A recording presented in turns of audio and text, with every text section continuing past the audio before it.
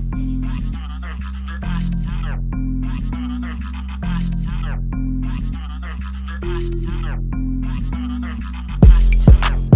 100.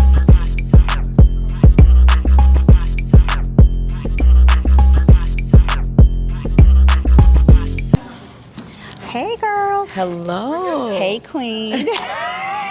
Ooh, I love the sound of that.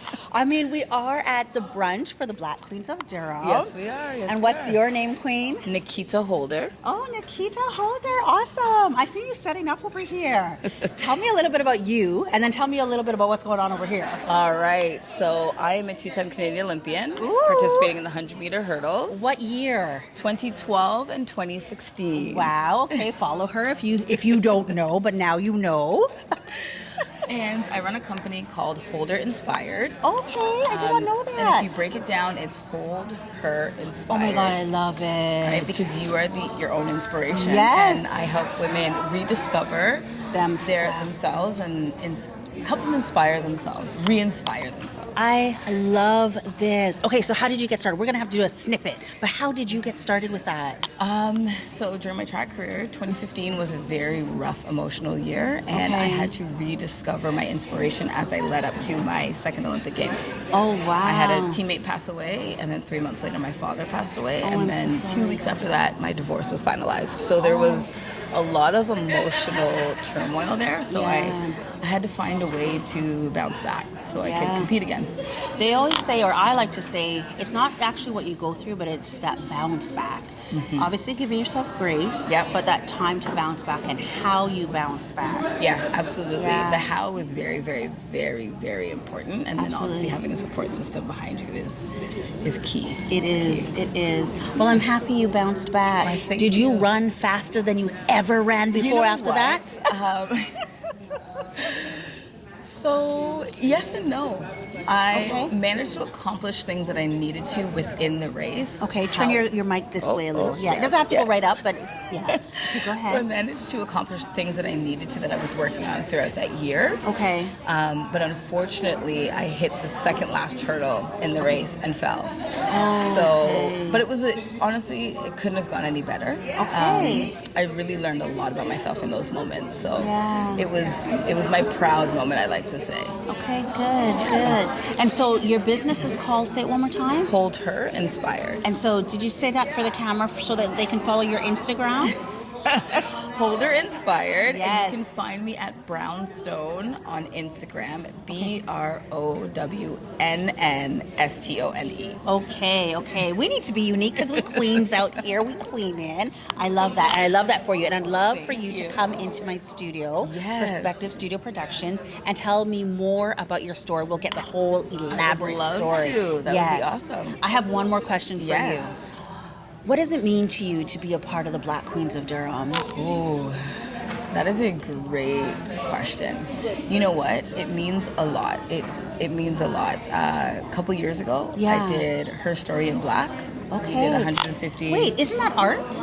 Like an art? Is it an art show? It's not. So it was celebrating Canada's 150th birthday. Okay. And what they did was represent 150 influential Black women throughout Ontario and Canada. I love that. So I was a part of that, and it was very eye-opening for me because up until that point, I was very unaware of the influence that Black women had in Ontario, and it was a little intimidating. I won't even lie to you. Okay. Being in a room filled with so many influential women, but it definitely opened my eyes and changed my perspective. Pun intended. Yes, pun intended. Yes, I love it. So it does mean a lot, and now I'm a true believer that my Black is beautiful. Oh. And I'm happy that you rediscovered that to start, or you were inspired with that. Yes, using all the keywords here, right? But it's lovely to see so many of us doing such great things, but for us to be uplifted by it, or even I want to say inspired by it. Yep. Okay, I said one last question, but I never just have one last question. Why do you think you were intimidated initially? That's a great question. Because I think up until that point, I never really got to see women of color be successful other than my mom. Okay. Where, did you grow up in Ontario? I did, yeah. Pickering. Okay. Okay. But on TV, you see representation people that don't look like me, and and to be honest, the only place I saw that Black influential women were on the track. Yes, you're right, because I don't know what age you are, but even growing up as a young person, I recall seeing the impactful names within track in sports. Black women in sports was in track. Yeah.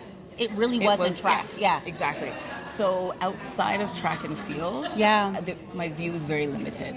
Okay. So that's where the intimidation came from, because I was like, oh, I'm the only track athlete. Yeah. The only athlete. So it was like, okay, there's more than just athleticism and influential Black women. Yeah. We could just go on and go on. Because I like to talk a lot. No. So do I. This is what this is about. We're here to amplify our voice, girl. Amen. Yeah, and I'd love to hear more about your story. Absolutely. Please make sure you take one of our cards, you follow us, you enjoy today's wonderful brunch, and you embrace all the excellence of Blackness, Black women queens in this room today. Yes, I will. And what was your name again? Nikita Holder. Okay, I wanted to make sure it was Nikita. Yeah, I wanted to say it. I'm like, wait, I'm not certain.